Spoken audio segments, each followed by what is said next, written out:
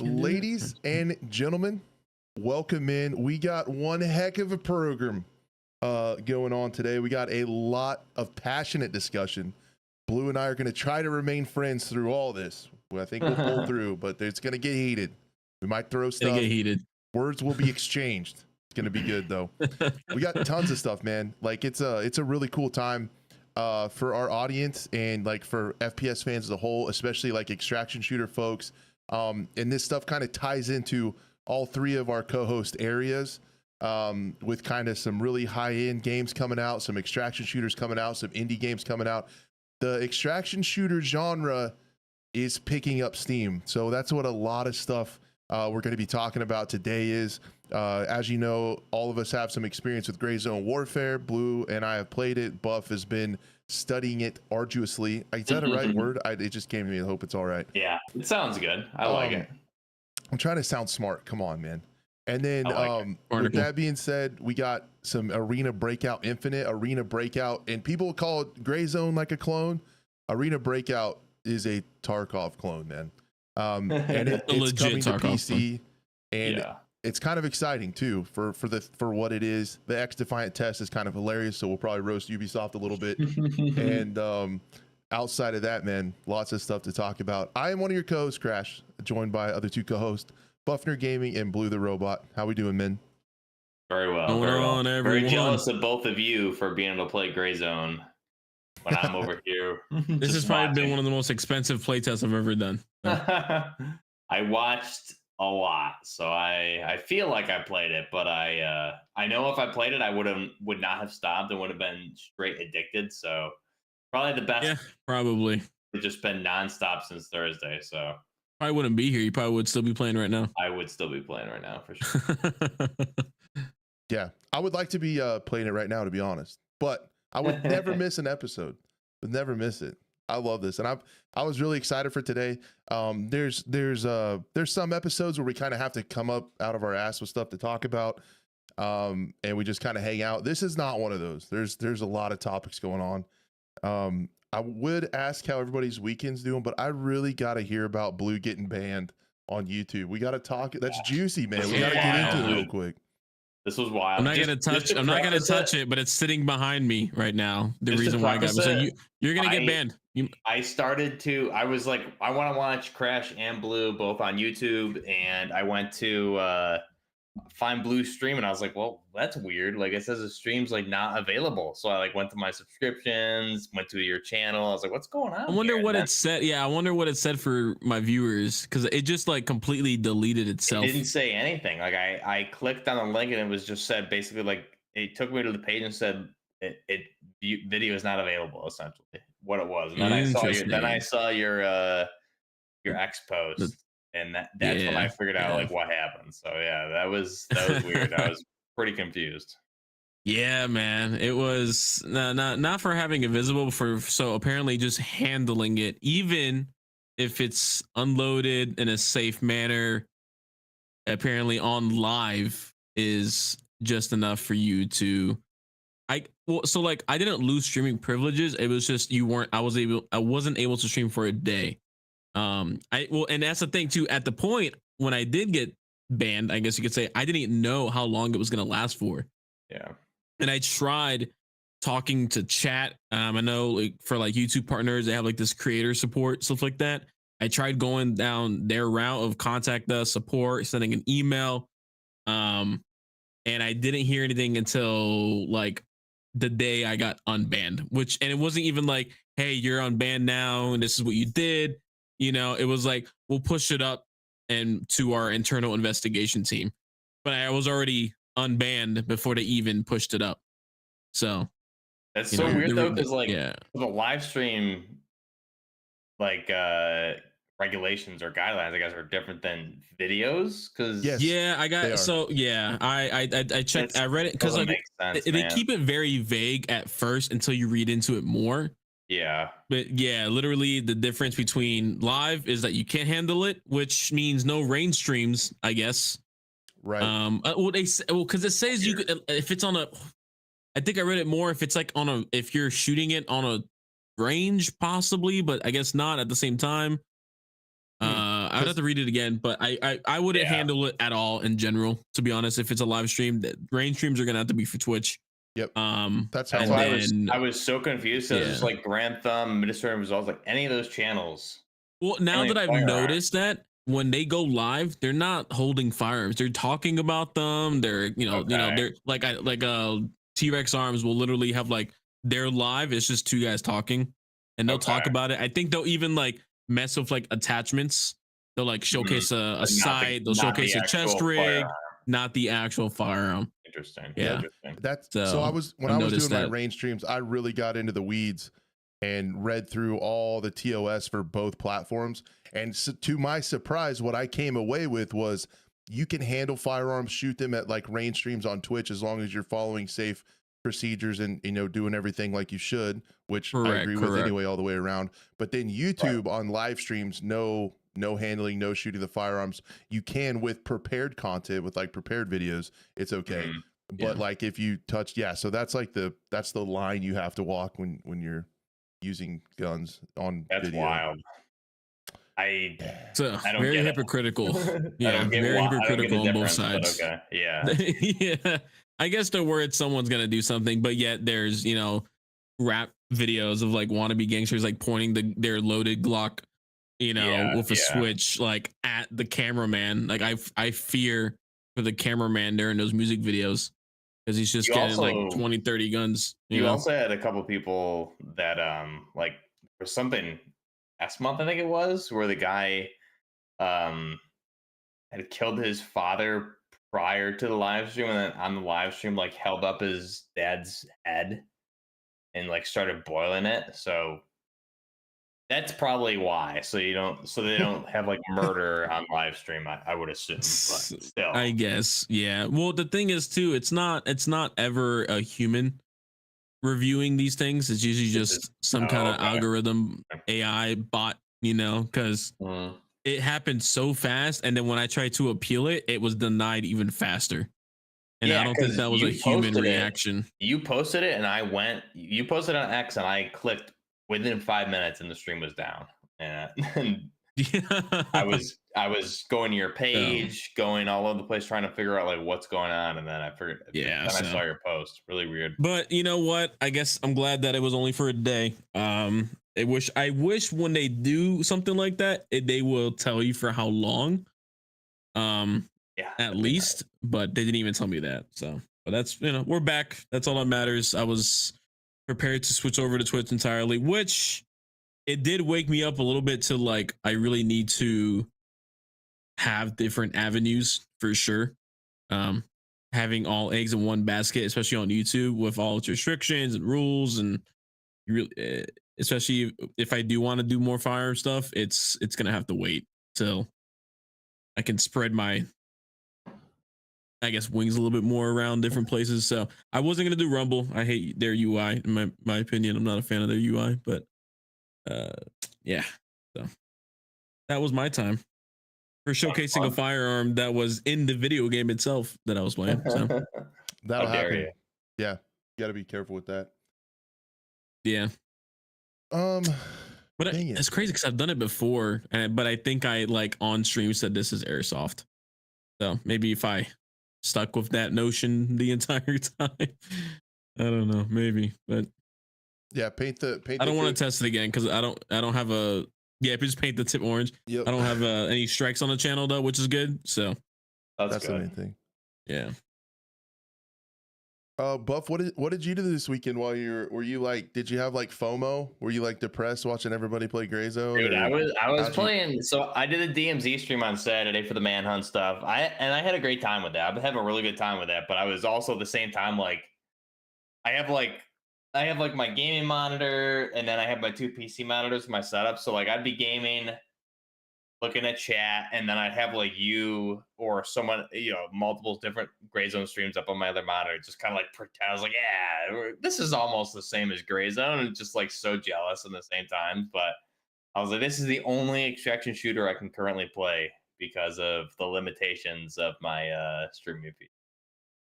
I was pretty jealous, but to be fair, I did have a really good time with DMZ. And then I think a good thing that like came up just just being in chat with my chat on Saturday stream was the fact that like we have like 7 extraction shooters coming out this year alone. And then Mm-hmm. it's like, okay, Activision and Call of Duty canceled DMZ for the meantime, and just like talk about terrible timing per usual, because you have Gray Zone, Delta Force, um, Arena Breakout Breakout, now. and Yeah. multiple others too that we'll get into on this show going forward. But there's at least like 5 to 7 extraction shooters that are pretty big, gonna make big waves. So it's a good year for extraction shooters for sure. Yeah, there's actually quite a few. And man, yeah, the Arena Breakout one kind of blindsided me a little bit as something I didn't That expect. came out of nowhere. Yeah, it really did. And I was always like the mobile Tarkov experience that I wish it was on PC. Because I tried it out on my phone and it just wasn't it for me. I didn't want to go out and buy like one of those game pads for the phone as well. But you know, for the quick, you know, tutorial mission I tried and went through and did some looting and stuff like that, it really is just like a clone of Tarkov. Like it is the quintessential clone compared to what everyone else is saying are clones of Tarkov, which is funny. So like everything from just the way you manipulate the firearm to the way you loot to the way even like people like, oh, I think I saw a lot on Twitter this past, you know, a couple days of just like everyone was comparing Gray Zone's UI, their stash, stuff like that, to Tarkov. But then it's like, you guys realize Tarkov got that from something else, and then so on and so forth. It was just like that everyone was just comparing. It was hilarious. It's like it was DayZ originally, pretty much, right? Is the original UI for the most part? The original, I don't know. Actually, I mean, it's kind of hard to just like it's even like iterative. It's not one-to-one. Yeah, it's like hard to pinpoint. I'm thinking like what was the first game that had body, you know, health, armor left side, and inventory right side, you know. So, but like, why fix what isn't broken? So I don't know why it matters. Like, why would you reinvent the wheel? Pull a Battlefield and just do some ridiculous, catastrophic stuff to your game. Yeah, that'd be awesome. Well, do we do it? Let's do it. I'm ready. We already started talking about it. Tell me how awesome it was, guys, while I just sit here and listen. I just have to make sure, like with the caveat here, that after we get through this, Blue is still going to be my friend. We have to make sure. I think me playing with a better GPU changed my opinion a little bit. And Rick popped in as well too and kind of clarified some things as well too about like the amount of employees working there. Yeah. As well, which kind of helped out. So I was like, okay, I get it now. I understand a little bit more now, especially with, and he was explaining to me about, sure, it's Unreal Engine 5, but they've done so much work to that engine that it's almost not their own, but I mean, it's also their whole Scala, however you pronounce it, Skalla, is, you know, their own proprietary stuff. And he said it's about like 70-ish people working on that team for Gray Zone Warfare. So that's, for the scale that they're trying to go for, is still pretty small. It's not like 5 to 10 people, super small indie, which would be insane for some a team like that to take on a task like this. But it's also not AAA magnitude. It's like a building of like 200 plus people, you know. Yeah, and it's also pretty insane that Mara was saying they built the vast majority of this map from start to finish in like a year. So that's exactly. mind-blowing too.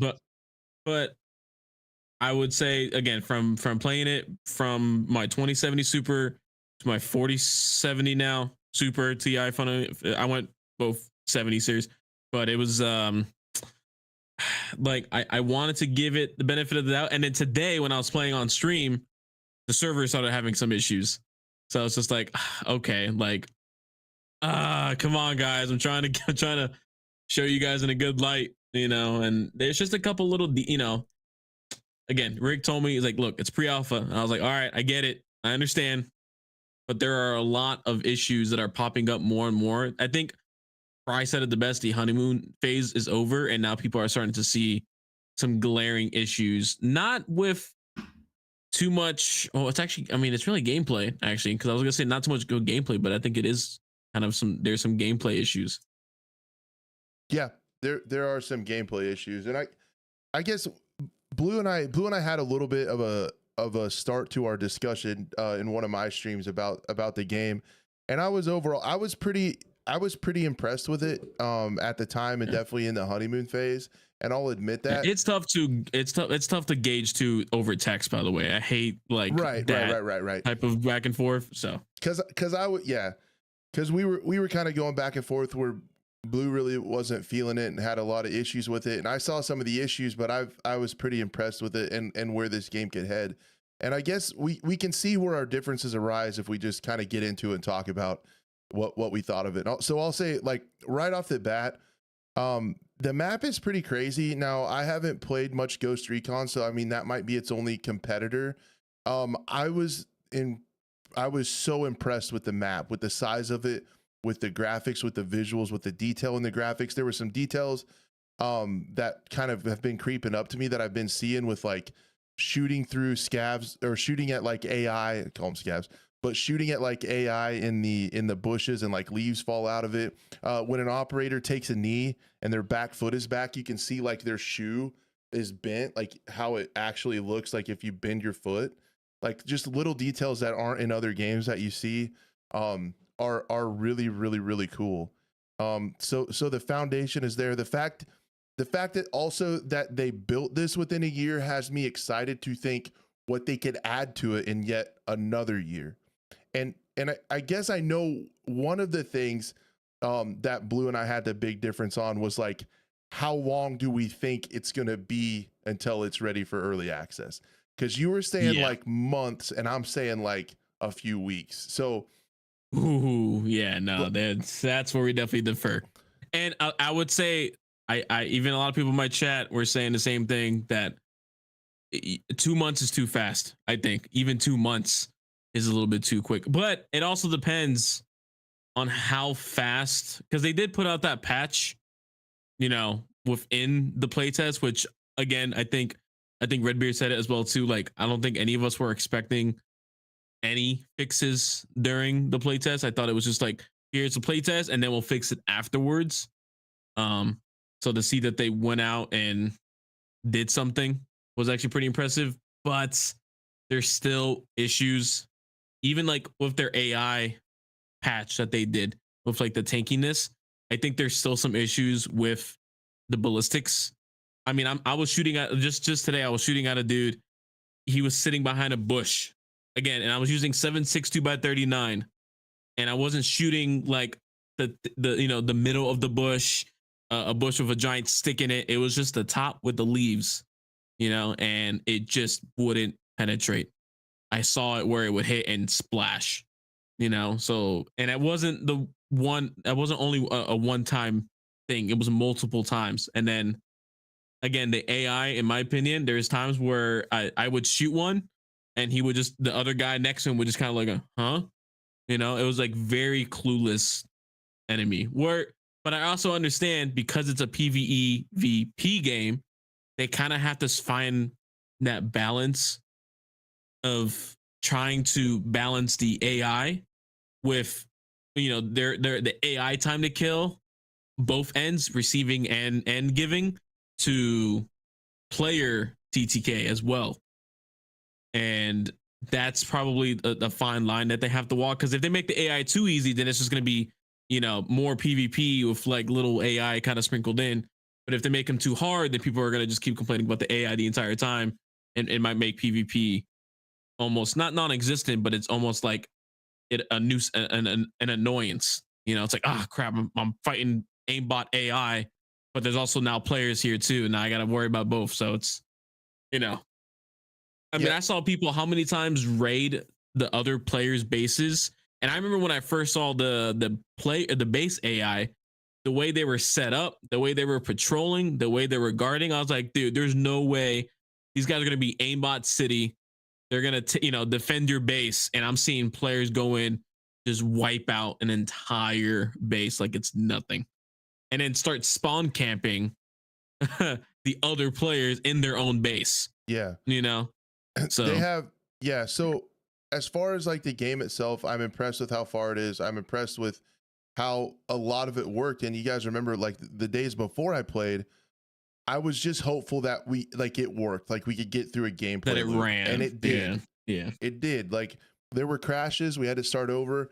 What was really cool was that the game actually handled crashes really well. Like it even took the frustrations out of crashes, because it was almost like the loot in your loadout and what you were doing was like server side. Once it's there, kept control yeah. of. So if you crashed, you logged right back in and boom, you're back at base. You still have all your stuff. You didn't lose your gear. You didn't lose your quest items. It was that was super nice. But as far as like the problems with the gameplay, and I think the vast majorities are kind of been talked about by everybody, and they're for sure working on. The base rating is weird, but where it's weird and an issue, I also see room for opportunity. They could make some cool base rating mechanics. I feel like buff those AI a little bit, maybe give like a warning that there's enemies nearby and stuff like that. And the map itself kind of balances stuff on its own inherently really neat when it comes to, I heard people saying like they didn't have like that exciting and an adrenaline packed feeling like you do in Tarkov. I really did when I came across PvP.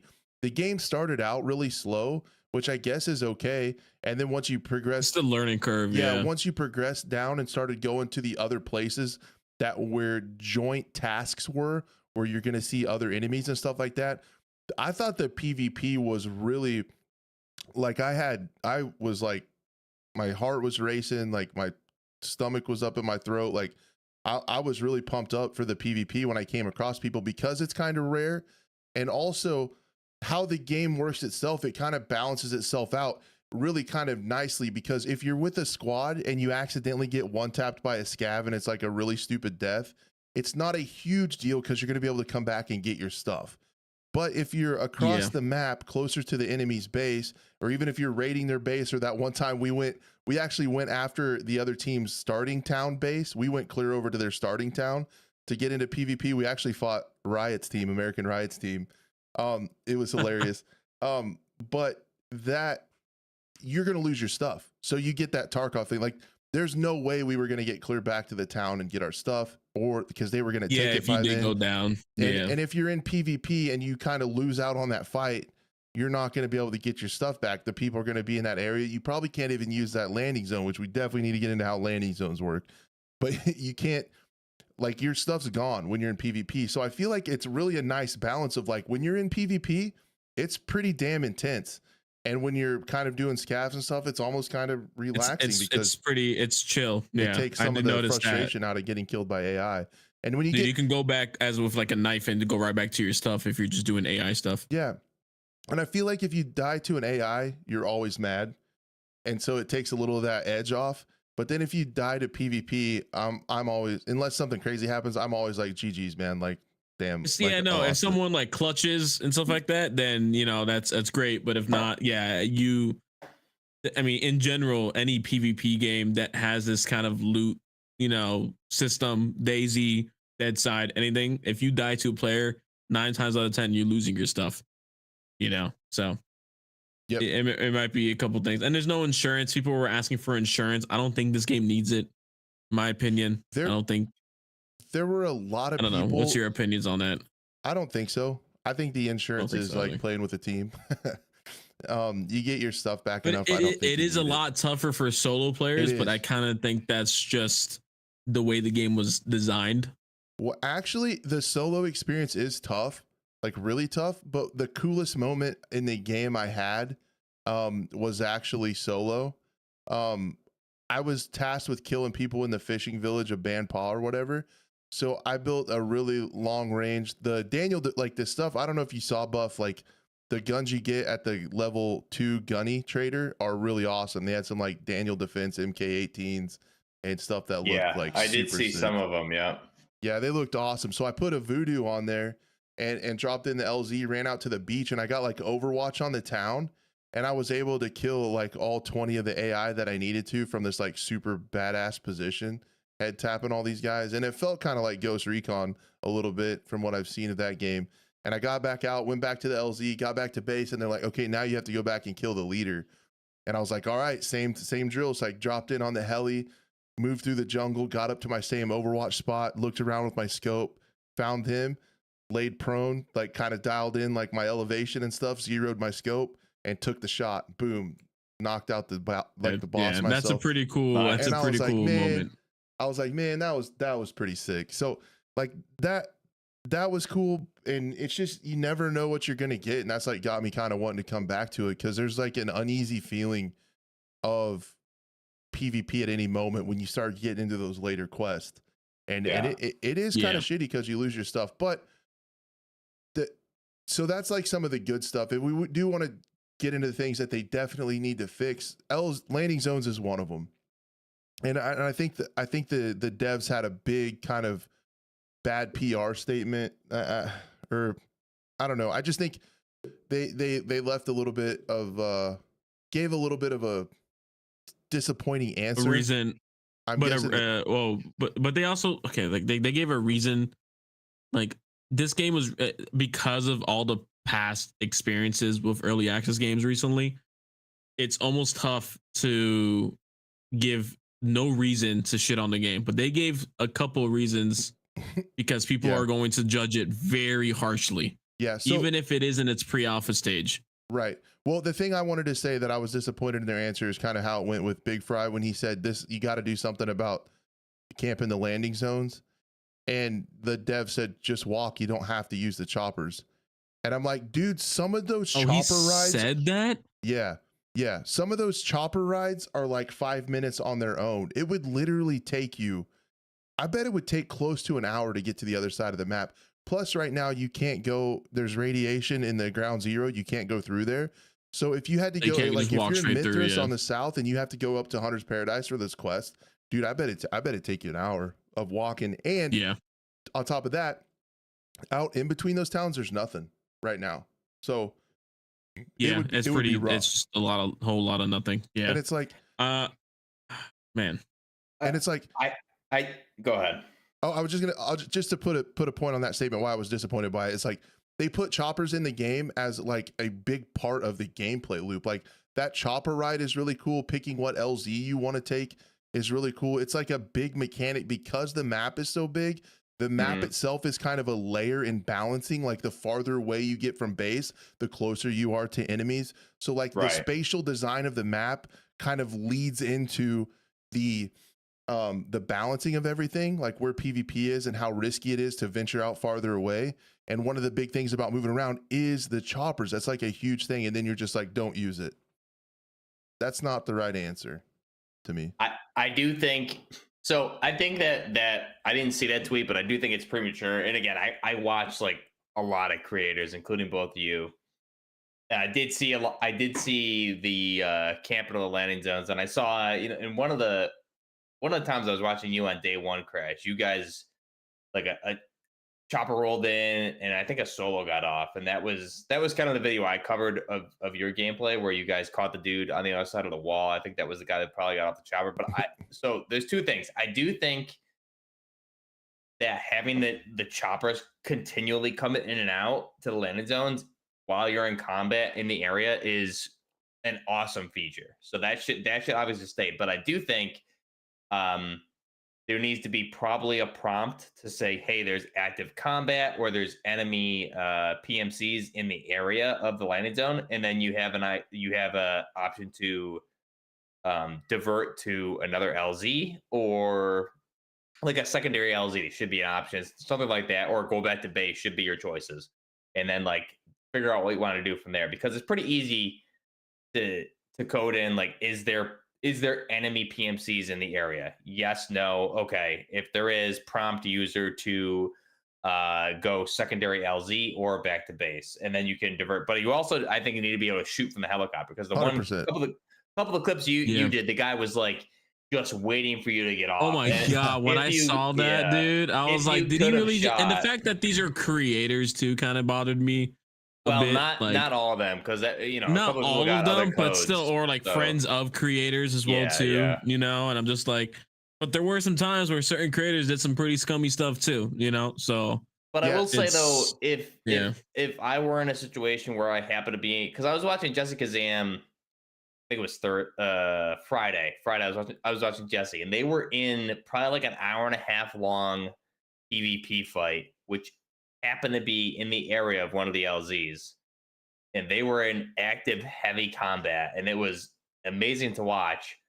And unfortunately, you had friendlies come in a helicopter to the landing zone, and they were yelling like, "Hey, hey, there's enemies on that hill. You know, run to us, run to us, run to the smoke." And then enemies landed, and you just happen to be in combat in the area. Of course, you're going to shoot. So that's where there needs to be an option for someone on the helicopter. Hey, there's enemy PMCs here. Divert to second LZ or back to base. Because if you happen to Yeah. be like that, they weren't camping the LZ whatsoever, but they happen to be in a very long, drawn out engagement, and enemies happen to come I in. would like to So see like on the map if you start getting close to an LZ or a certain area that of of something like that. I think you said it, Crash. I don't know, maybe I forgot who I saw it from, but like, and I've seen it in other games. Like there's a Stalker MMO Roblox or Minecraft mod kind of thing called Stalkcraft, and when there's enemy or friendly deaths, you don't know where the enemy killed them from, but when there's a friendly death, a little skull pops up on the map.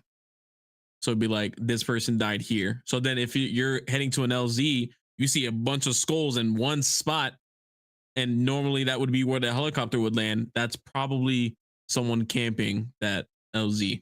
I'm So okay, well, hey, I can't go there, but I can at least go over there. Also, I think that would help if you're on a mission, you see a bunch of your teammates die, maybe you can try to go and reinforce them if possible, yeah, they have the blue tracker or whatever it is. For And your yeah, it friendlies. would be cool if they gave like a signal for like if they were dead, like it would turn gray or something, like if they quit Something. moving or Yeah. something. But I'm also learning how to combat this just a little bit, and I've learned things like if you drop into a server and you need to go to a town that's heavy for questing, that's in like kind of the confrontational territory where there could be PMCs, you can look and see like, are your blueberries there? If they're there, it's probably pretty safe. If they're not, you better be like really careful and maybe take a different LZ.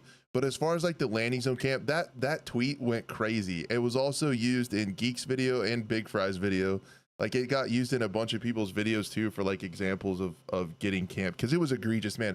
For those of you who haven't seen it, yeah. I was landing in a chopper, and there was a player just waiting there, and I can't shoot. You can't move your gun. You can't move your gun. I'm on VoIP like, dude, really, please don't.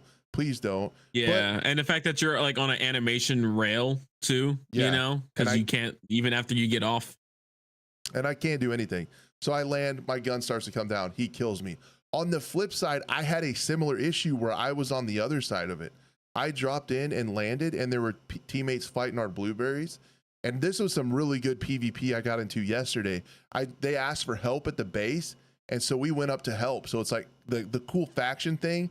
Like there's some downsides about factions that we can talk about too, but that was a really cool part of the faction. People in base like, hey, can you go up to the firing range? They kind of need help. So we went up there. We dropped in. We were getting ready to go into the woods, and then an enemy chopper's coming in right behind us. And at that point, what do? Right. Like you can't. You don't let not shoot. You have to gotta don't be kill like, them. all right. Do you let them like, all right, let them land. You guys go to your spot. We'll go to our spot and line up and ready for a line fight. It's just like.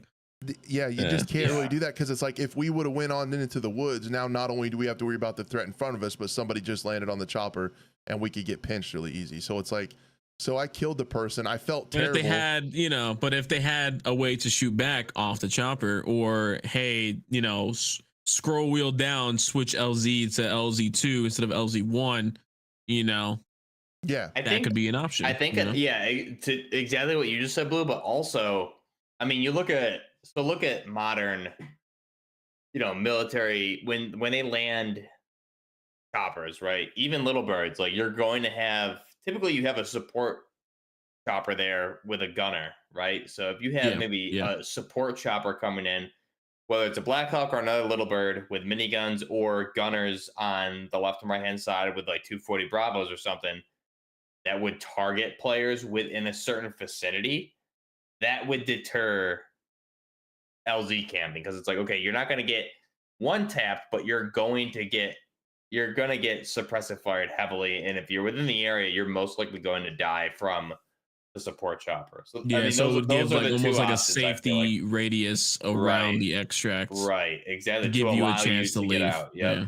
Yeah, get to cover and Okay. things like Yeah, and that. again, I could see like every time you take off, like when from base, maybe when you're little bird's coming in to land and pick you up, there's another one falling right behind it, and with Yeah, dual miniguns, two and gunners or it'll just something. follow along or And something after like they that. drop you, after you drop you, the chopper that drops you off is gonna bug out, and the support chopper will stay hover for like 15, 20 seconds and then bug out. And I think that, Yeah. to those two options, divert to another LZ and or have a support chopper there. Yeah, That and way you wouldn't want to camp LZs because you're gonna get killed.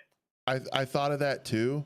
There's a lot of stuff. I don't know from like a tech standpoint how hard it is, but I thought exactly what you said, Buff. It'd be really cool if like then they could even make it pretty immersive too. The pilot could say, we have reports of tangos in the AO. How would you like to proceed? And like a little UI thing where you have like a few seconds to say, hey, take me just back to base, or divert to this Right. LZ, or do a hot drop anyway. You could have it drop some smoke maybe. You could have some maybe AI gunners on the chopper, I think would help. I think inherently a lot of people said just shoot from the chopper. That won't really fix it, because people can just like see that you're on the left side and run around to the right side, and then when the chopper leaves, shoot you. Yeah. People can just Also, hide and wait the till range the of chopper motion leaves. would be pretty limited too. I think there needs to be a little bit of information fed to the player that there's people waiting there, because people could just camp, wait for the chopper to leave, and then dome you when you're out on the landing pad. I think it needs to be a multifaceted approach, and I'm not saying that LZ camping should completely go away, because maybe it could be a tactic, like a really shitty tactic, but it's something that could happen. It just needs to be way more difficult than it is. That's where I think with like, again, I do think the player needs an option. Like, hey, there's been reports of combat in the area. Do you want to proceed to primary LZ, or do you want to divert to secondary LZ? Yes or no? And then also, I think with the support chopper, the gunner chopper, whether it's a Black Hawk or another Little Bird, maybe that's not always available, right? And that allows you as a player, you have to make a choice. You're not always going to have support there to cover you on an LZ. So you need to make a choice. Do you want to land? And that's where maybe you look at your map, like, is there blues there that I can, hopefully they're covering the LZ, or do I want to divert to a second LZ or back to base? That would make it interesting. To your point, then the camping wouldn't always go away, but it would be dynamic in a way, right? I think you need to make it dynamic. I like the dynamic part. Yeah, I think it needs more. to be dynamic, I think, is the key here, because I think it'd be easier to maybe implement possibly than adding like a support, Little Bird. Yeah. As much as that would probably be cool, but yeah, right. And I like that idea, and I think the intel is really important for, even if the chopper player or the chopper gunner just says there's enemies at the LZ, how would you like to proceed? Well, then you could drop at a different LZ, and now there's people camping that LZ, so you could go drop at a different one and then come back and try to kill these guys that are camping. Try to get a high point, try to get eyes on, and kind of flip the script on these dickheads.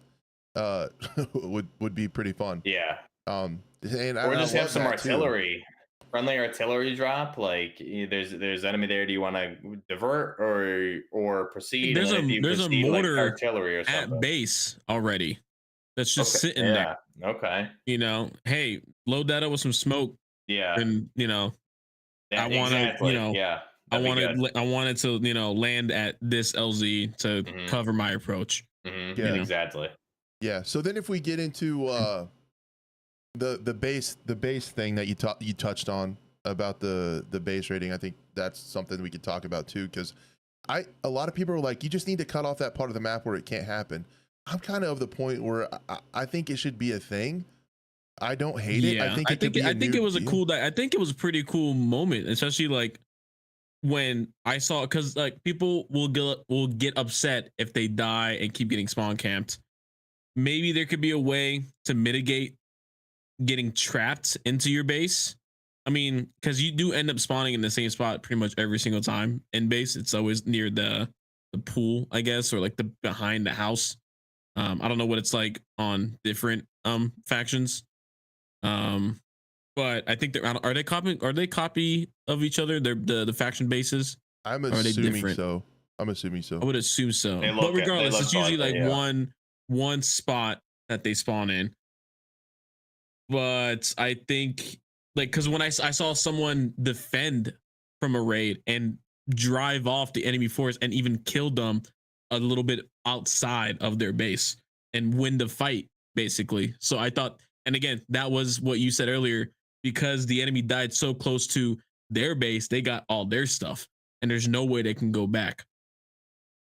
You know, and now they're on their toes and stuff like that. So, Yeah, but again, 100% gonna lose their stuff.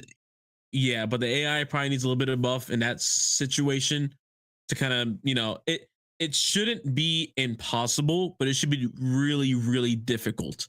Yep. Like there should be posted up MGs, a sniper rifle, AI on top that would pretty much one tap you if you're out in the open for too long.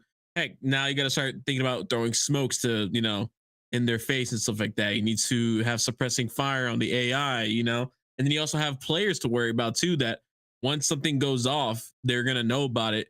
And there needs to be one more exit and an entrance other than that front gate. Yeah.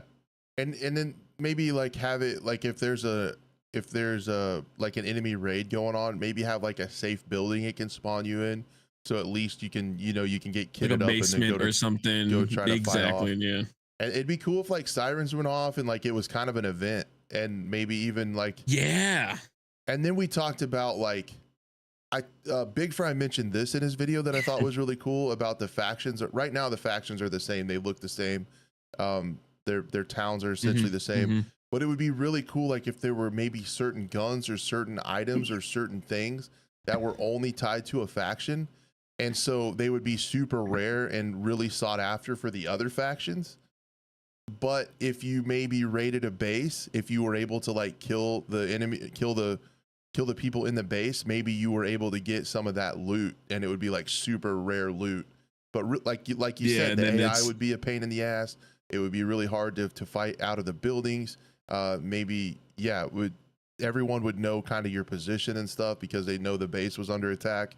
And I just think there's some cool events, like in-game events that can happen, because if you are trying to make this like an open world milsim, like the thought of the PMC, like I kind of like the thought of it because, the PMCs are normally like 90% of the time going to be doing their thing. They're working their thing, but maybe something pisses them off and like, all right, guys, we're going to plan a raid. We're going to get across the map. It's going to take a long time. It's going to take a lot of walking. It's going to be a bitch, but let's go try to get these guys in their base. Exactly. And like the PMC violence like that is like, man, I don't know. It's cool. I don't want it to go away. I want it to get iterated on. I want it to be like a rare event that could happen and a fun battle, like just a new kind of PvP that could happen. I think it would be really cool. But I guess to go along with the factions, identifying factions on the fly is a big issue. In my opinion, like gameplay wise, PvP wise, I don't know what you think about that, Blue. But with all of them, I haven't been able to do and get into the PvP only because I've only played like for technically 2 days now, and the second day was pretty much cut short. But I wouldn't even say it would be nice to like, hey, Mithras wears, especially because, and I'm thinking because this game is slightly, I don't know how inspired it is by Roadside Picnic, or how much Stalker vibes they're gonna have. But it'd be cool to have certain colors per faction or certain uniforms that only they can get, But I feel like also people would be upset, like, hey, how come they get multi-cantropic and we don't? We get, only OCP and BDU. So that, maybe not, but I would love to see different cosmetics. What I'm thinking is kind of like Squad, where it's like different camo patterns, but almost equally as effective at most maps. Like Squad, you kind of learn like the camo pattern of the enemy. How it is now, I've gotten into a few things of PvP, and I'm just always hitting M and pulling up my map to see where my friendlies are, because that's the only way like I can tell. and I'm like, I'll hit the M, I'll look and say, okay, I got guys over my right shoulder, and I got a guy front left. So if there's anybody over here, and it's just like always popping in the map to see where the friendlies are, so you could tell where enemies were. It'd be really cool to be able to identify them. People have said armbands, but I think like a subtly different set of camo or something that you could kind of get in your head and recognize. If you see that, you should torch them. Yeah, I mean, it does kind of limit, I think, but also, yeah, because like, sure, you could bring up the map, but that does kind of get kind of annoying a little bit too. Yeah. Like if I hear you're shooting this way, which the shooting does need a lot of work. The distance audio, the directional is great. I think I can tell exactly which degree someone's shooting from. Yeah. If they're shooting northwest 345, 50 degrees, whatever. It's the distance that's an issue too. Is I'm hearing my friendly shoot. He's 300 meters away, but he sounds like he's 5 feet in front of me. You know? And So that could I be, think that's an issue do too. have some tuning to do with the ears, with the headsets, because it amplifies sound. I think it amplifies some stuff a little too much. Have you ever? I'm pretty sure you've worn electronic, Yeah. headphones. In fact, Careful what you touch, Blue. Yeah, it's just a headset. It's just a headset. Literally, hold on. Airsoft headset. It's Get a down on the headphone. ground. Hold He's on. touching. He's grabbing something. He's reaching. YouTube. The YouTube I have the mods are same like, exact. They're ready on the button. They're ready on the button. I literally have the same exact ones. The Walker nice. Razors. Yeah, the Walkers. No, I have those too. Yeah, those are great. So Those it's are great headsets. I've shot outside. I do not hear someone that close when I'm shooting out there on the range. All right, chat. So, we have real world comparisons that it's too much audio, but like you did say, audio. bright side, the directionality was money. Like I thought the audio was overall really good, but yeah, it did sound like you're like, oh my god, they're shooting right next to me, and then you pull up your map and see that a blueberry was fighting like 500 meters across town. And seriously. I'm still positive on the audio because it's like a balancing level issue and not like a Tarkov, oh my god, I'm hearing a scav rip his pants in some other map somewhere else, and it doesn't make any sense. Exactly. Or it's there is no, I haven't seen any like vertical audio yet. So there hasn't been a situation where I was on the top floor, they were on the bottom too much. Not enough where it makes a difference. Like second floor is fine, but and that's already good enough too. I'm like, I can tell if there's one of the AI talking below me on the street level when I'm on the second floor. I can be like, oh, he's downstairs, he's outside to my left or to my right. So yeah, yep, yeah, that was pretty good, and it was really good in the dude. That's the other thing. This is like just kind of coming to me right now. Is like the exclusion zones for the audio were really seamless and good. Like Tarkov, it's so weird. Like when you're in a building, and then when you step outside, it's like a jarring. Like when you cross the threshold of the door, it's like just a jarring switch of audio from inside to outside audio. They did a really damn good job with this of being kind of like a smooth but there are a lot transition. of audio bugs too. I've noticed where it's like the fauna and the ambiance or ambient noise, I should say, will literally cut in and out. And I think it's when I was playing with somebody today, I think Jericho was saying that it could be a ducking issue. Yeah. Where it's like moving from one point to another, it's supposed to change it, but instead of changing the audio, it just cuts off. So it'll be like that. It'll be really, really loud, and then it'll just stop for like a couple seconds and come right back on. So there are a couple issues, which isn't that big of a deal, but it is kind of jarring when it's just you and your squad or you solo, and all of a sudden all the frogs just stop for a second. There are, and I've noticed too from other playtests too, people were saying that there are a couple issues that were addressed during that feedback and weren't worked on. Like especially the ambient noises was one of the bigger issues that people were saying, and they say like I don't see any changes with that. Interesting. It could also be done in a different version, because I know that It could be a priority thing they too. did say that things were already, they have, this is one branch of another branch. So yeah, Yeah, but we've heard that with prioritization. other games too, and Yeah, we have, but prioritization, like what's game breaking, and then you go from there. yeah, or the Sounds of Frogs game breaking, or is Yeah, no, not being able to hit your shots and exactly. hit Or the registration. Yeah, dude, the Exactly. AI Yeah, man, exactly. so tanky, dude. Like that I is was I was super tanky. watching Even now they're still tanky, man. yeah. I was watching Jesse today, the Jesse you played with, Crash, Tinko? who plays with Iron. Yeah, I followed him on Twitch and was watching him today. And he got like he got the Angel, he got a new chassis for the car, or the Mosin, I think it was. And he brought it in, was playing with it, and like sniped the AI in the head, just a base AI, and the dude just like shrugged it off. So like it seems like it's mainly like sniper rifles is where I've seen it be an issue, but also you No, get it it's with some of the everything. lower caliber I've seen weapons it too. everything. Yeah, it's Like snipers, I mean, Car 98, that's a 7, I think it's a 7.62 by 54. the Mauser is round, it, right? Like that, right? yeah, it's a Mauser round. So if it I can't remember the actual Isn't it caliber. 762 by 54R? I don't No, know. That's a that's like Russian round. SVD, that's Yeah, that's a Mosin, that's Russian. what shoots that. Yeah, It's but it's 50 something, but regardless, it like someone in dang, the chat will let us know. one shot to the head with no helmet, like come on. 8 millimeter milli- Mauser. It was Yeah, okay. that's Yeah, what it is. Yeah, thank you.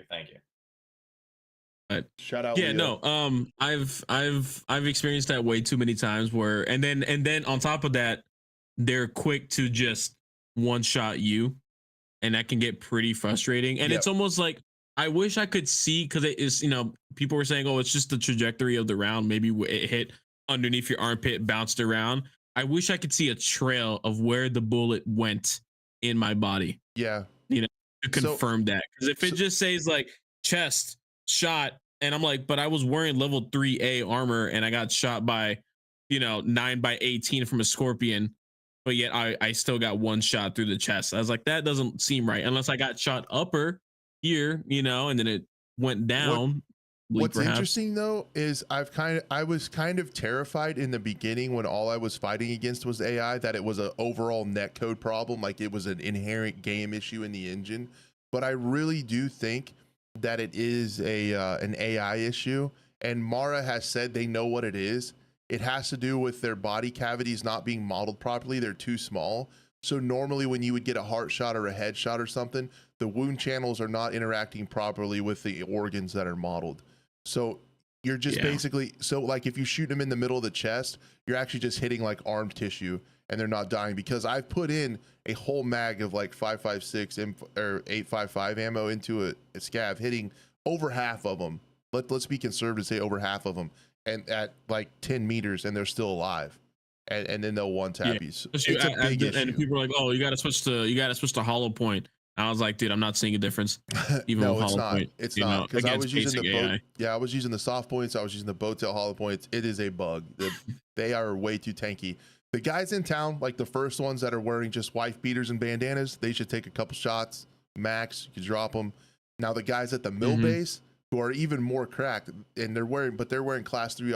We killed some guys wearing some class 5 and 6 armor at the mill base, so they can be tanky. Like that makes a little bit more sense. But that makes a little bit more sense. Exactly. And they're supposed to be tougher. And that's why I think the AI in the beginning, town should not be that crazy, And I think when you can kill them in a bullet or two, it'll feel a lot better. It'll make like more sense. And they said they already fixed the issue where they could spin around and shoot you. There was something I don't know. I saw that happen again today. So it's again, it's either there's always their ads or they're yeah. There's always going to be a time, I feel like, where you catch one, where you just catch one in the noggin, and that's the way it is. But what lessens the blow of that a little bit is like if you're playing with a squad, especially, even with not, you're probably gonna get your stuff back if AI killed you. So it's not as terrible. But yeah, like the AI needs a ton of work. They know it. They know what bug is causing that. I'm really hopeful. I really like, fingers crossed, that they get a fix in for that. I would really love to feel the game where the AI are killable, like easily killable. Yeah, because This is my dream game, dude. I want it to succeed. I want them to get this fixed and polished off. And just in general, like the world itself, like sure the AI is an issue, but the world itself, like I get it. There was an event and everyone just got up and left and evacuated. But there's not one time, maybe like if they're open air buildings, but there's not one time where there's like an AI chilling in a house. Like it'd be cool to see AI, like look, especially if they're bandits, they should be taking over that town like it's the Wild West. Like take over someone's house, and like sit on their couch and stuff like that, and watch their TV or their radio or something like that. I don't know, but like it should feel more lively in those areas, especially with they, when they showcased the game in their earlier trailers, you had like AI walking around a checkpoint and it looked like they were busy, and then they always talked about like you would go up to a certain area and you can make a choice whether if they were like saying, hey, get away from us, or you can walk away and not shoot, or you can proceed that fight, which I did hear once. I heard it so too. far. Yeah, I heard. I was like, they're like, hey, get out of here, or something like that, and I was like, oh, okay. I actually walked away. Okay, and they didn't yes, follow. I was like, all right, cool. Especially I was solo at the time, and I was like, I don't know how many people are behind that wall, which that also needs to get fixed to be able to like. There's so many walls and fences that I should vault that are pretty simple, like that just are not able to be vaulted. I mean, literally, I checked it. There's a corner where there's like maybe a 6-foot wall, and then the one next to it is maybe 7 or like 6.5. And I can vault the 6-foot one, but the 6.5 foot I can't. And then if the second I went onto the other side of the wall that I could vault, I couldn't vault back the other way. So it's like now I have to find a way all the way around through a fence, and there's like a chain link fence right there that's like chest height. I should be able to just maybe grab into a pole, or I don't know, something. It wasn't like a chain link fence with like it was like flimsy. Like I should be able to jump over that, and I can't. So it's like little things like that. I think the loot as well too. I get it. It's pre-alpha. I have to keep preferencing this with saying it's pre-alpha, because even Rick told me it's like it's gonna get worked on. But I'm just wondering how quickly is it gonna get worked on? Like the loot tables are very dry, in my opinion, right now. For sure. Even I've seen it at military bases, airfields, stuff like that. It's still very dry. Like there's a crate right here that looks like it should be a lootable item, and nothing. There's a door right there. It looks like it's unlocked.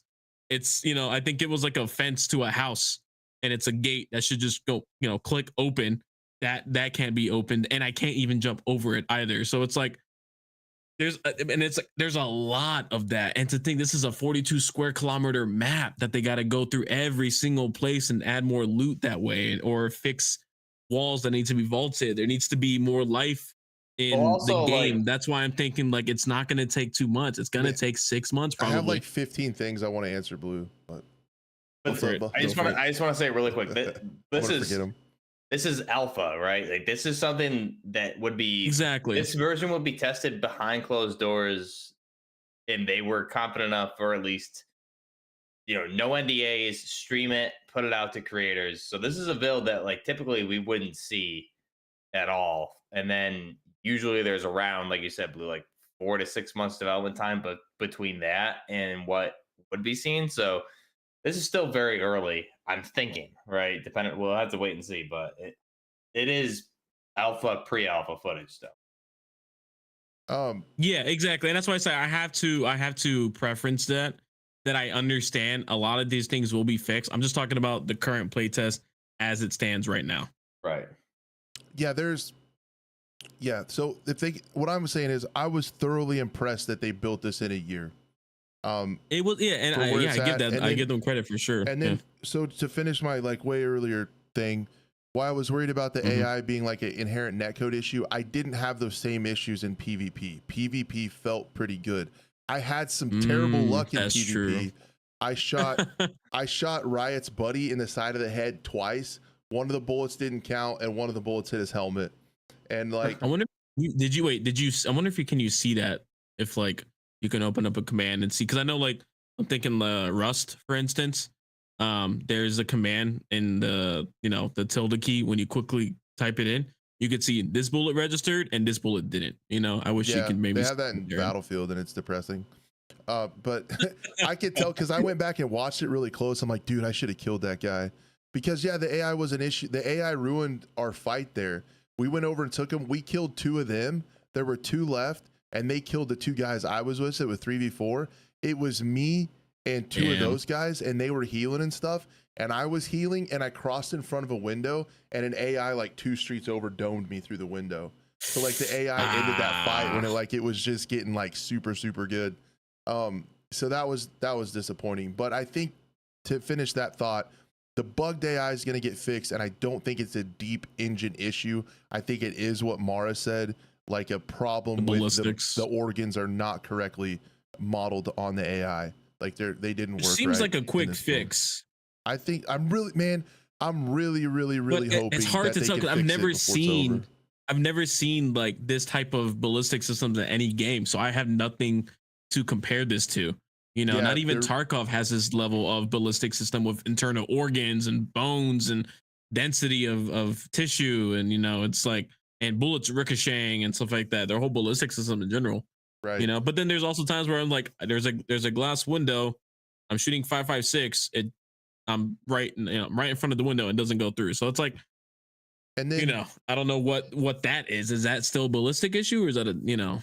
It's pretty complicated. I couldn't answer that by any means. But then to talk about the mantling, I really liked it for the most part. It did crash my game one time, but Tarkov took 7 or 8 years to get mantling. So like you can still get defeated in Tarkov by a curb on a street in the streets map that you can't get over. True. So, like, and then definitely was some issues where people were getting stuck in between crevices, and then they had to, you know, Alt F4, and then when they came back, they spawned. I've seen a lot of people spawn underneath the map because of issues like that.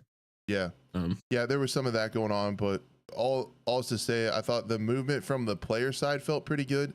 Some of the animations look a little silly in third person. Like the sprinting looks kind of funny. It looks like you got to take a dump really bad. When I saw that, when I was watching your stream, he's like, "Hey, I want you to run for me," and then I saw that, and then I saw like he was like holding in a shit. Yeah, it's the like entire time. Like, yeah. So if you guys are having a bad day and you need to laugh, have your squad mate run by you in Gray Zone Warfare and make the noise. I gotta poop. I gotta poop. I gotta poop, and it'll make you laugh because like how they run like they're pinching it off. So what was the other thing that we were talking about? Shit, I forgot. Oh, the loot. So also the AI being really rudimentary. That was one of the things that they lined out in their Steam page, what I really liked. And I felt like I made a video about it, but I feel like not enough people talked about this Steam post they made. They basically said, here's early access, here's 1.0.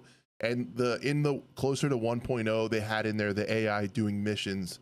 So I think the AI is going to be having to be constantly reiterated on like the whole time. That's going to be worked on for a long time, but that's the plan. It's going to be rudimentary at first. Yeah, and that's the thing I forget too. It isn't, when it does eventually come out, it's not going to be a 1.0 launch. It is still going to be considered early access. And they've already communicated, and I hope people are seeing this because they're going to get mad. I hope people see that post, man. Like early access and 1.0 is already spelled out, and we get excited talking about the 1.0 stuff quite a bit.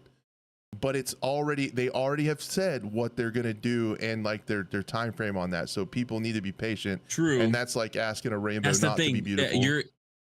That's exactly what I was gonna say. Like you're asking a lot out of the gaming community right now. Right. To be patient and to give them the benefit of the doubt, you know. The gaming community that some of them have been incredibly incessantly annoying about. Well, Tarkov does this, it doesn't do this, it's good at Tarkov. It's like this isn't Tarkov, dude. This feels more like an open Arma server, which I really love. Like if that's what it feels like more almost. I just was saying like the people that are like Tarkov does this better, I'm like, man, if you want it to be Tarkov, like super crazy newsflash life hack, Tarkov is a game you can go play right now.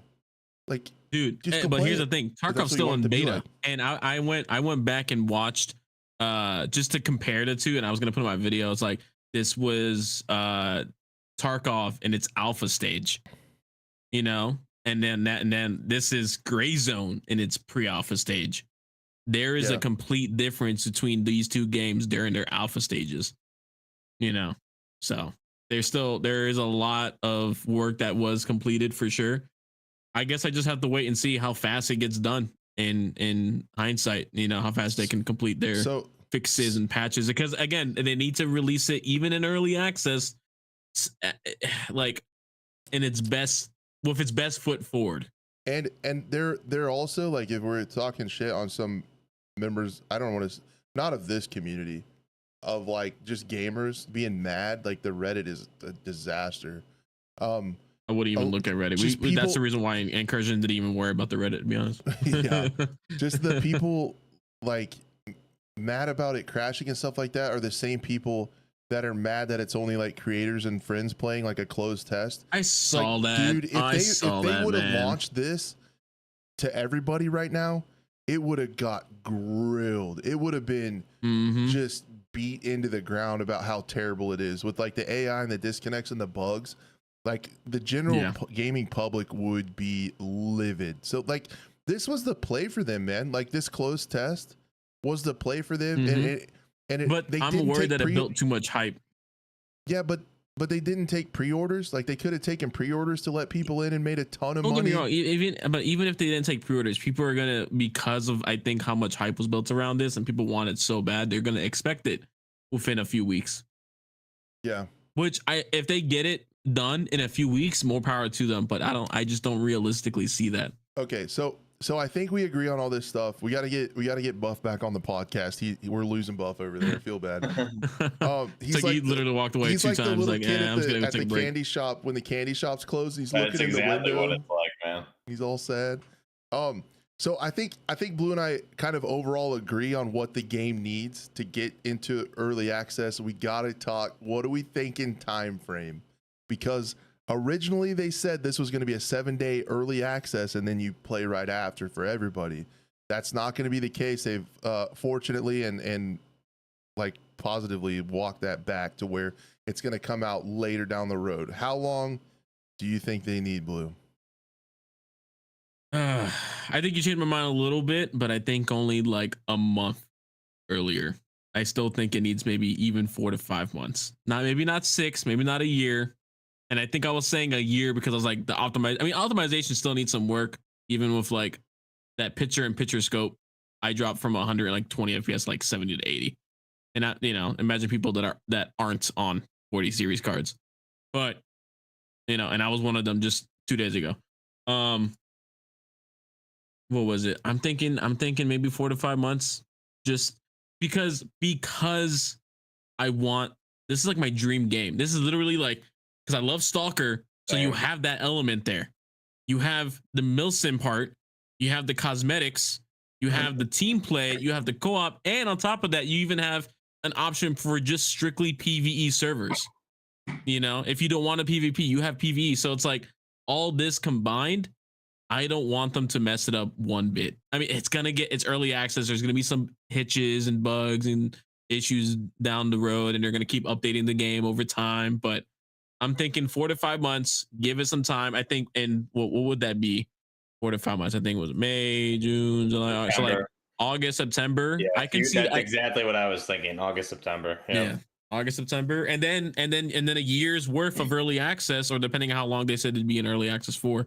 And you have a really good game after that. So again, I just want like if they go through it, and now that I see, especially running, seeing like a little bit, I know it's very such a smaller scale, but seeing the developing side on Unreal Engine 5, they need a little bit more time. So you've also kind of changed my mind a little bit too, where I want them to take a little bit more time because I want them to do it right. The thought of how many people are going to play this and the servers is a little scary. I think early access launch. That's another thing I mentioned too. Yeah, I think there's going to be I'm worried about the server load. Yeah, there's a shitload of people going to try to play this thing when it launches, but I think they're going to release it in a month and a half. I think it's going to be out in 4 to 6 weeks. For better or worse, because they said this is the early access. So this is the early access build that they want to release and start early access with. Oh, I see. Okay. So, I see where you're coming from now. So they're just gonna, I think they're just gonna solidify and make this build work with some optimization, fixing the AI, and send it over, helping with the choppers, and then start on early access from this build. So I'm Yeah. thinking, yeah, I'll give it a month. With what you just said, Crash, give it a month to. I was gonna say that. What's I was gonna say because of what you just Yeah. said. Uh-huh. What's priority to fix? What, right? Choppers, AI. like AI, spongy. I think those are the main things, and I'm sure they have a list of like bugs and performance issues, netcode, whatever. Get that stuff mainly squared away. But again, pre alpha or early access, you're making iterative builds throughout the game's life cycle before you reach launch. So with what you just said, Yeah. I would agree with like a month and a half, whatever they need to get. I'm sure they're going to come out of this. How many more days is it? Like 1 or 2, Two right? more days. You got. So Yeah. they're gonna come out of this with a list of like to dos, priority to dos before early access, and that I would say 4 to 6 weeks based on I that. think yeah, because of what you just said. If this is the early access stage that they want to put out there, maybe 2 months. Maybe 2 months now. If I had to really put it out there, but if this isn't, then I'm still sticking with 4 to 5 months. Yeah, and then So, and then I'm like again, you, it's yeah. I'm like you, Blue. Like for 1.0 with all the other stuff they want to do that they're working on, I'm thinking like a year It's a or lot. two, like a couple years of early access probably. But as Mm-hmm. long as they're like, as long as they're like working on it and the game stays relevant and fun, it's gonna be cool to see where they take that's it. any early access game. I feel like as long as it's continuously being updated and worked on, and people see that, and it's getting good changes, not breaking the game entirely, then you should be fine lasting a year in early access. And I'm hoping they can do it. Yeah. Does expert segue? You ready for this? I'm calling it out. Does the imminent test and release of Arena Breakout Infinite on PC speed up their timeline? Do they got to beat them at all, or do they care? No, because it's not Definitely an not. extraction game. It's not an extraction. It's not. That is more of a Tarkov clone than anything else I've ever seen, other than Tarkov itself. It is. So from what I've seen from Arena Breakout Infinite, from what my limited, because I'm not a mobile gamer, I know that surprises everybody. What, you don't play Call of Duty mobile? I don't, man. I'm so sorry. Apparently it's doing really good. Yeah, well, they put Verdansk. They went whole hog on the nostalgia for that thing. So people are loving it. What Arena Breakout Infinite feels like the port of, this is essentially Tencent, a Chinese version of Tarkov. Like, I think. But what's kind of exciting about it is the absolute massive amount of capital behind this thing. Tencent owns like the vast majority of the world. I feel like they own.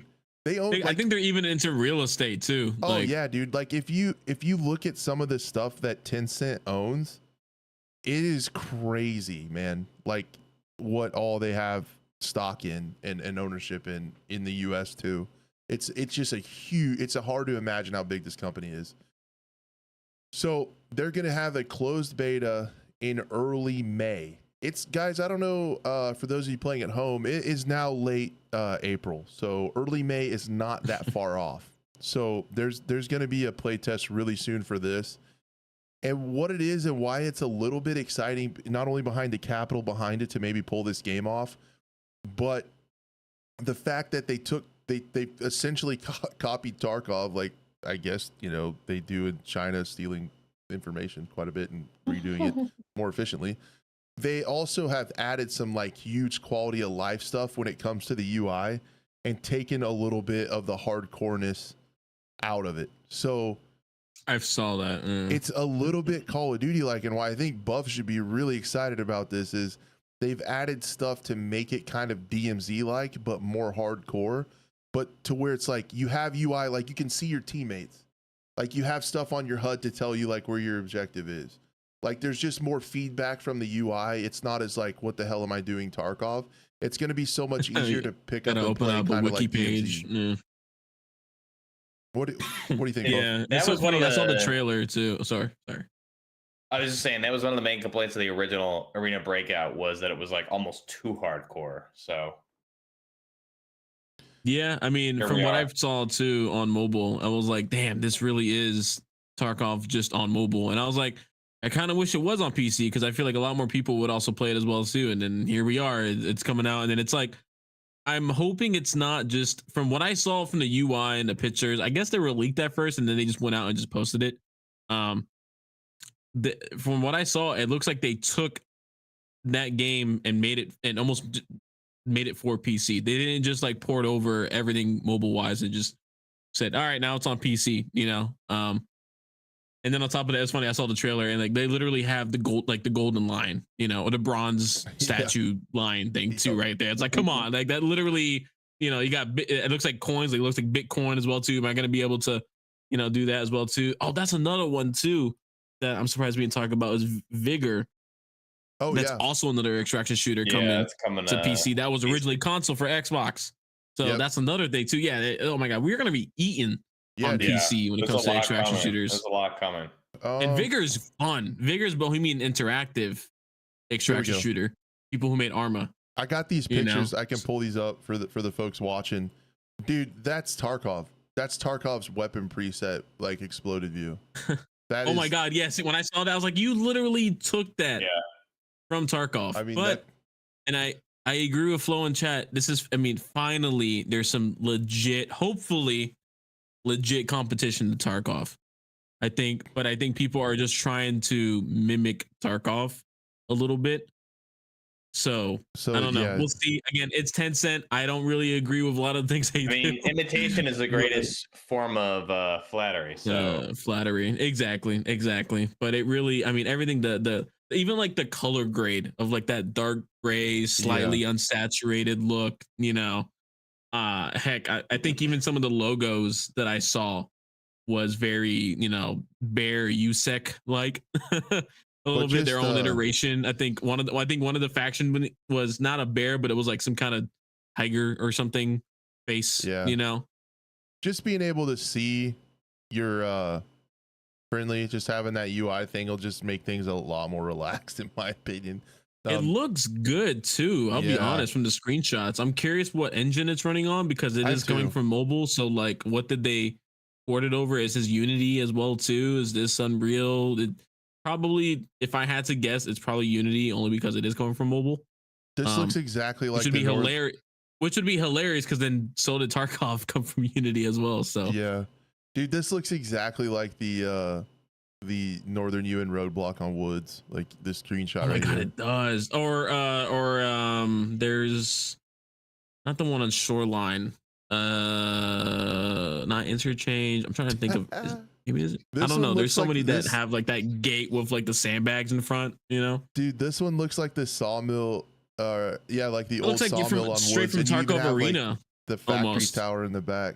It's crazy. That looks like a Tarkov Arena map right there. You know, which is sawmill. Yeah, which is what they took it from anyway. So, that's funny. Okay, and even like the weapon loadouts, the manipulation. That looks like Woods, just slightly different. I mean, God, the reflections on that look amazing. I'm just looking at the stream. Sorry, audio listeners, it looks good. But yeah. I mean, I'm excited to try it out, especially because it is free to play. Correct? Yeah, it's gonna be free. Yep. So I mean, man, sign me up. It's free. I wonder how the cosmetics will turn in the future because they got to make money somehow. I think just look at whatever Arena Breakout did, which wasn't crazy, and then that's going to be the same thing as Delta Force. So I mean, and you have Vigor. There's what else do we have coming for extraction shooters? Division Heartland, technically, Division Heartland. I guess Heartland too. Yeah, you know, and technically, there's some others that I can't think of, but you know, Incursion's still there too, but that's still early access. I'm sorry, but like as for full extraction games, I'm only thinking like this Arena Breakout, which you know isn't going to be early access. I think Division Heartland, Vigor. That's just all this year, though. I mean, that's all. I mean, that's just in 1 year from having no other competitions in Tarkov or Call of Duty. There's been nothing besides Call of Duty. Yeah, and DMZ was there, and that shut down. So that's what I was. You know, when I did that stream Saturday, everyone was just like, "I can't believe Activision abandoned DMZ, and now you have all the extraction shooters coming out." It's like, man, you guys dropped the ball big time. They just didn't know. I really think DMZ. But the writing was on the wall, man. The writing was on the wall. Like it was obvious that BR was just getting stale. I just don't Extraction think was. I don't think Activision or the Call of Duty studios, Infinity Ward or whatever, I don't think they understand what a player wants out of that kind of experience. No, I clearly No, not. no, they given don't. But they're DMZ. focused on selling skins anyways. I mean, They are. You can be a Velociraptor in COD now, so that's That good. is Oh my hype. god, I saw that. They caught a Saurus. So I was like, Yeah. what the? That Oh, was, you know, man. I didn't want any campaign grounded immersive skins. I wanted a goddamn Velociraptor. That's what I wanted. The I know you're a future. big dinosaur guy, Buff. I knew it. I am. Yeah, you know him, man. I know you. I love Jurassic Park, so I Yeah. was pretty pumped to see that. We gotta get Buff a PC so he can play some of these things. Yeah, Get I him need to into join it, the PC Elitist group and not be just tied down to the nothing that exists on consoles.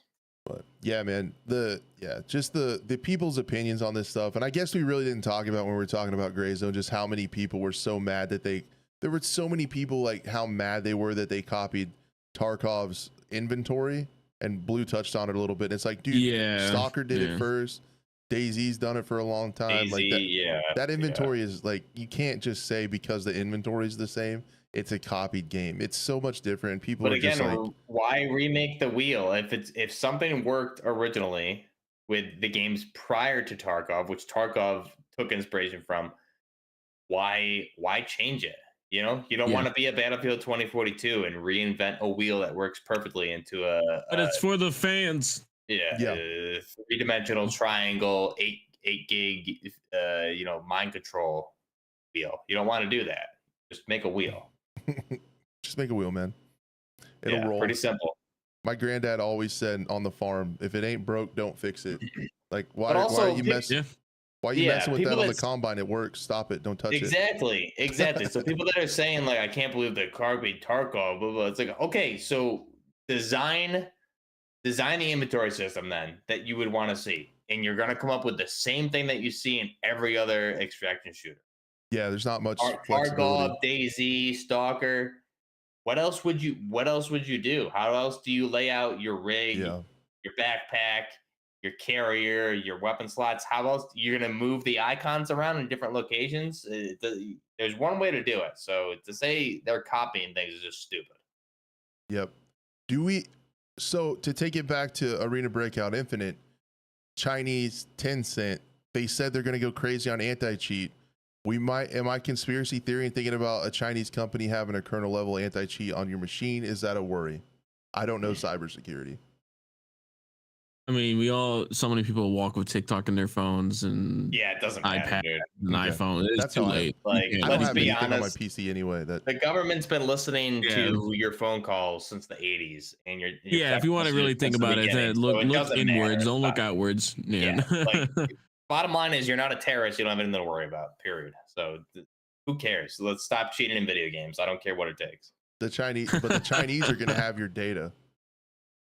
Great. They can look at my Amazon shopping list. Good God. They got access to my Facebook that I haven't used in years. Me posting my YouTube posting videos every day and looking on Amazon and Twitch. Wow. They're going to have a field day with that, man. Yeah. But yeah, Breakout Infinite is really cool. It's just funny that all these things are kind of hitting at the same time. It's taken extraction shooters like a slow burn, I think, because there's maybe more involved with them. And I think the looting and stuff is going to get better with Gray Zone. As they said, one of the things for 1.0 is wanting to have a hideout. So I think there will eventually be a hideout, and that'll leave a reason to get more loot to like upgrade your hideout and stuff like that.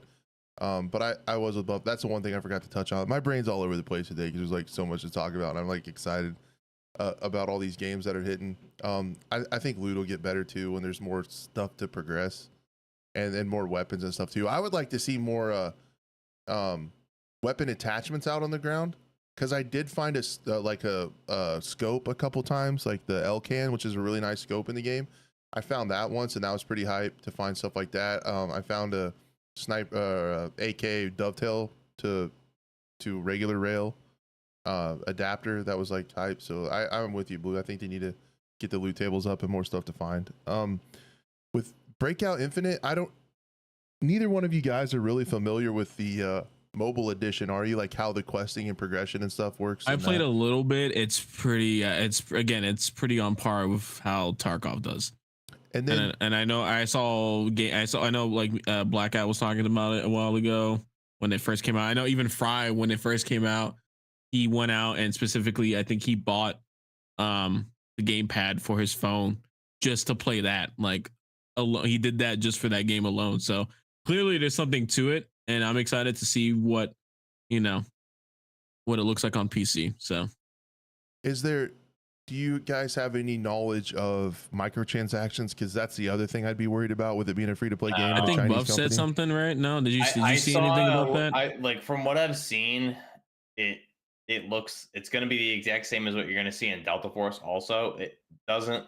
There's no pay to win, so that's not something to worry about. But you know, you're going to have bundles and weapon skins and blueprints. But from what everything I've seen, there's nothing like over the top. I haven't seen like clown skins or rat face operators or dinosaurs running around in any of those games. So Yeah, I don't think so. they seem to do it. They do it differently, but it's not pay to win. So at the end of the day, it really doesn't matter. If as long as it's not pay to win, there's nothing really to worry about. Gotcha, dude. Yeah, that's something that we're gonna keep close tabs on in the coming weeks as they announce new stuff with that. I mean, if they're saying early May playtest, we're gonna be seeing gameplay within the next couple weeks. Yeah. So that's gonna be sick. I'm excited to see that. So everyone should sign up for the beta. You can Google how to do that. If you go to Arena Breakout Infinite, it'll take you to their main arenabreakoutinfinite.com website, and you have to make an account.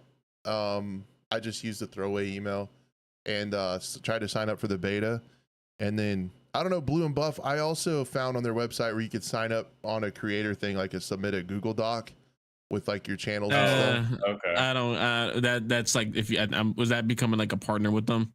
Yeah.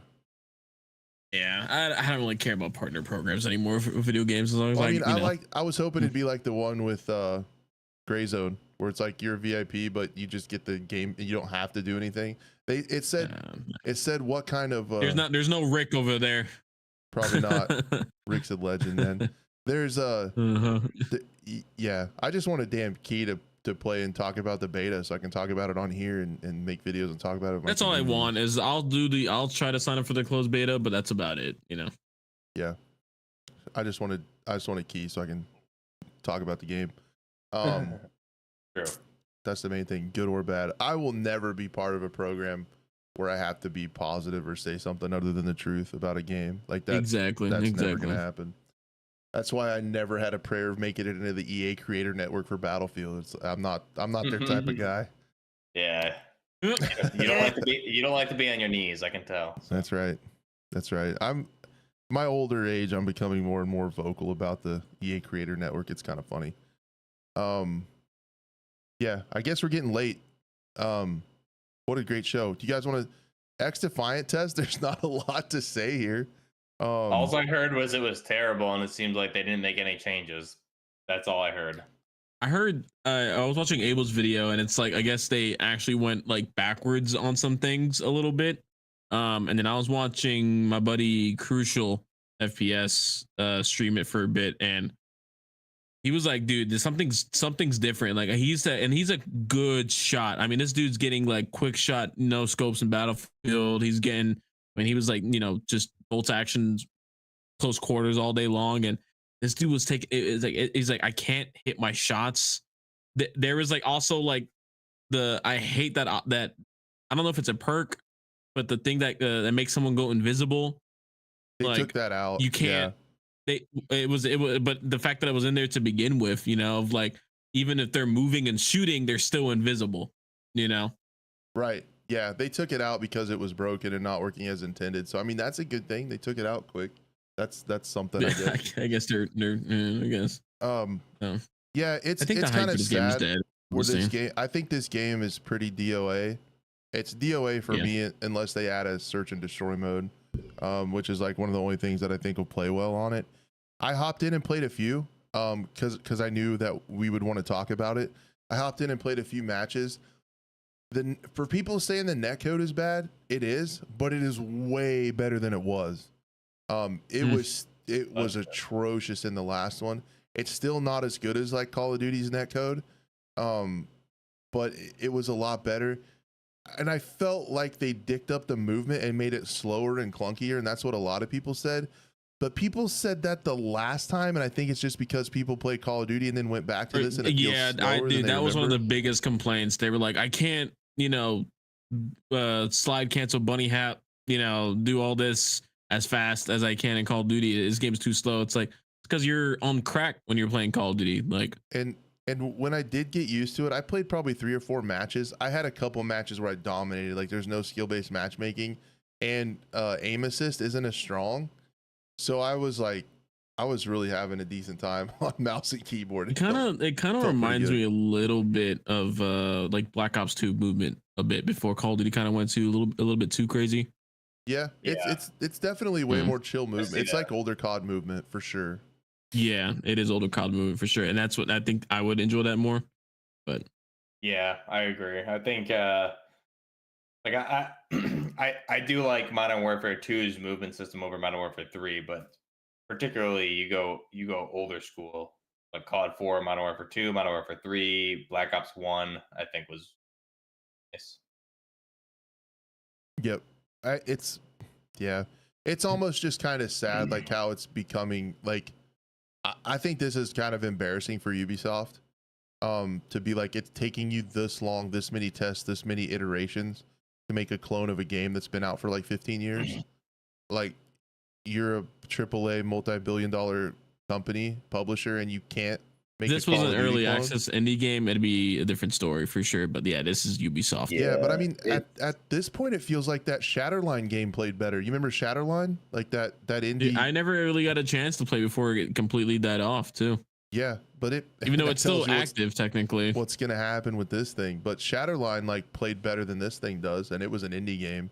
So yeah. I don't know, man. It's gonna be wild. I think this is a little bit embarrassing for Ubisoft, and they just don't have a ton going for them. And then the whole thing with like Star Wars Outlaws as well too. Like, Ubisoft's just not having a good time right now.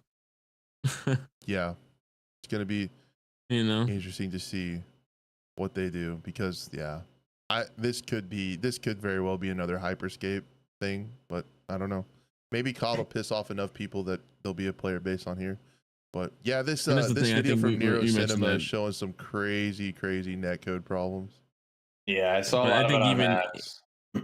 Yeah, I think but I think you said a while ago, a couple months ago, like Call of Duty is just too big to fail. I think the more people hate it, the more popular it gets. I feel like at this point. Yeah, like what Flo said, you need to have a franchise to make an arena shooter work. I think that's why they're trying to take all of the characters from the Ubisoft universe and put them together to try to get some kind of notoriety. I mean, but then they dropped the Tom Clancy name, and you know, like how long has it been? Like, since it's been over since they originally released it. It's been like 2 years since they announced it. I feel like at this point, it's gone from something I was excited to watch and play to something I'm excited to watch the train wreck of the game, because it's just crazy. It's embarrassing. Yeah. Personally, like, I'm excited more for Delta Force. Oh, 100%. I honestly, given just the delay and stuff, I'm a little bummed they didn't do the extraction shooter that they announced alongside this. Yeah, that was Tom Clancy. I forgot what it was called, but I was really pumped for that. Yes. Oh yeah, and then that one got canceled. I was excited for that, and they canceled that over this, and this is still like, whatever they're doing here. I don't know, but I remember they did an alpha for Frontline that was like everyone could. They did basically what Grayzone just did. Everyone could stream it, all that stuff, and then they're just like, yeah, we're gonna cancel it. Yep. I don't know. I think Xdefiant needs to figure it out pretty quick, because the constant tests over and over, the way it's performing is not making it look good, and you have other games that are doing the same thing and performing perfectly for the most part, so comparatively at least. So I don't know. I think they missed their window unless they make a lot of changes and come out really strong with a great product. I wonder You think we can remember to next week talk about Vigor? I'd like to learn more about that from you guys that have like played it and stuff. Definitely. I know this Justin who's in chat, he was playing it like quite a lot. And some other people in my Discord community and stuff played it a lot. I think Blue said he played it, so that's gonna be a good one. I think it was Xbox Vigor. I think it was Xbox exclusive. I didn't play it. I wanted to because I at the time my Xbox just wasn't working. Sucks. So I just had to watch videos. But yeah, I will say from what I've seen, it's like, I mean, again, just the extraction shooter with your own little base that you can always go back to and stuff like that. And it's very a little bit more open world than some other extraction shooters. It looks pretty. It looks good even on console. Like I can only imagine what it's gonna look like, especially because I've just gotten into Reforger as well too, and seeing that engine now. Yeah. Oh my god, it's that's so pretty. Another one I think we need to talk about with all the mods too next week. There's a lot of going on with that for sure. Yeah, I would be down. There's stuff that I've not been into that I need to figure out, because Gray Zone's kind of gotten me like back into the extraction type shooter itch again. That Tarkov threw me out of when I got so sick of doing the same quests over and over.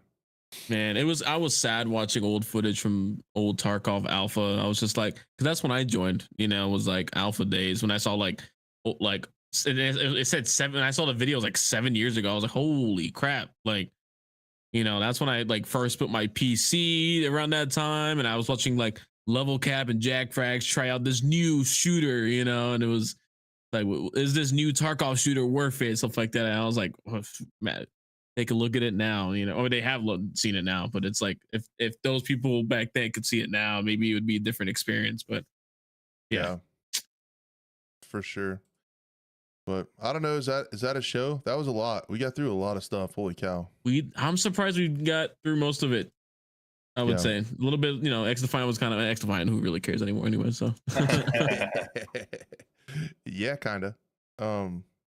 It's crazy. We'll see. I will say I'm curious. I'm curious what you guys think about also faction changing real quick before we leave, because there's plenty of moments where I had a buddy of mine message, you know, a couple people like, "Hey, you want to play Gray Zone again?" I was like, "Dude, I'm Lemang. You know, I can't. I wish I could. I really wish I could." And I'm curious what you guys would think about, like, how do they address that situation? Because I feel like it needs to be addressed. Yeah, that's tough. That's tough. So my take, I haven't played it, so I just would think like, as a creator, hey guys, I'm gonna be whatever. You want to play with me, be this, or my friends, hey guys, we're all gonna be this. But it's the same as Tarkov, isn't it? Or can you play Bear and USEC together? I can't remember. Bear and USEC can play together, no problem. Together. Okay, yeah. So I mean, maybe there just needs to be kind of like a join type system, almost like DMZ, where like you send hey, we're gonna be friendlies together or something. But yeah, I don't know. That's a tough one, because then what's the point of being different factions? You know what I mean? Like if some factions have different things, it's incentivizing you to be different factions each wipe. So it's at least they're doing that, you know. Yeah. But you know, but I was like, maybe they should add another character or another additional person you can choose. But then I also thought like someone's gonna take advantage of it, join the same server, start looting from one server, join the faction in the same server, go from there. So yeah, I think like a friendly system similar to like what we see in DMZ. You join a squad, or at least like you're within a vicinity, and you can be like, hey, we're gonna be friendly, and maybe they turn blue together, or a different color where like you could still kill them. But almost like the Vision, like they go rogue. Yeah, something like that. But again, those are like further down the line concerns. I feel like not right now, but I think not right away. Longevity, I think definitely it would add a whole nother layer to the game. That's for sure. Yeah. Like, do we want to join up with these guys, or are we gonna kill? You know, there's definitely a lot there. So that'd be cool. It's a good question. We'll say I saw a lot of people go mid dress. A lot of my friends go mid dress. So I was thinking, so I wanted to try Lemang this time, see if there's really not a difference between any faction at this current moment. So maybe in the future there will be. Yep.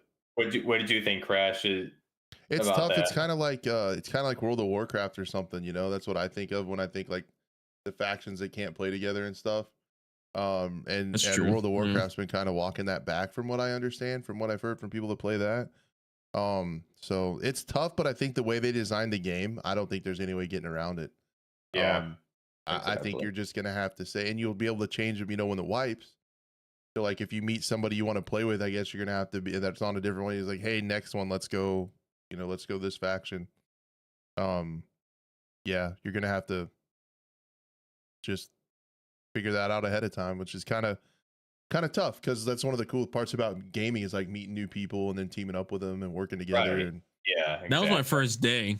I met some really cool people. I was like, hey, Same. I'm solo, you're solo, let's team up. Hey, this other guy's solo, let's team up. Oh, and now we're on a 4-man, you know? Yep, There you go.